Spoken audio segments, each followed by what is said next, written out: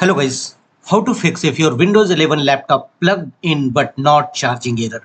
This is basically a problem related to your charger and it may be a possibility of your outdated OS and battery driver.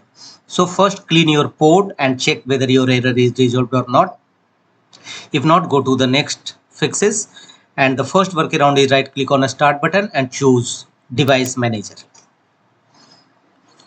In device manager windows, go to the battery driver section, expand it,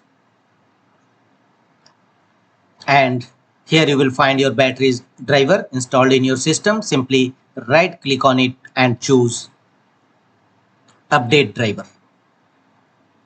In next windows, choose automatically for drivers and let the window complete the updating your driver process.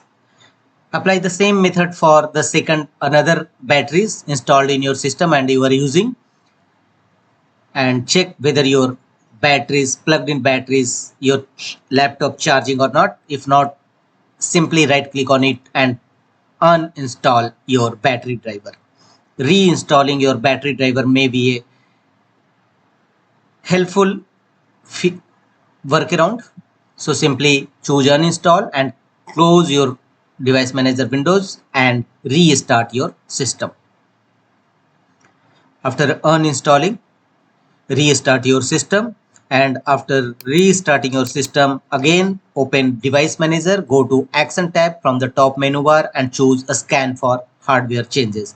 This process will automatically reinstall battery driver in your system, and check whether your laptop charging or not. If not, go to the next fixes, go to Windows settings by pressing Win plus I shortcut key, and here from the left side go to Windows update and click on check for updates.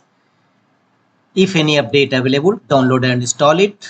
Thereafter scroll down and choose advanced options. Here scroll down and choose optional updates. Similarly, if any optional updates available, simply download and install it in your system. Your laptop will now duly charging.